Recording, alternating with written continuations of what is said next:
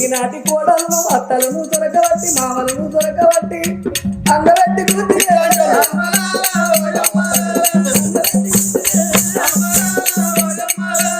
ఆనాటి మరదలను బావలు వస్తున్నారంటే బావలకు భయపడి బస్సు జరిగించు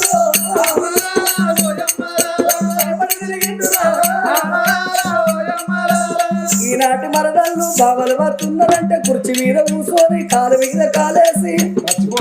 పేపర్ చదివిండ్రే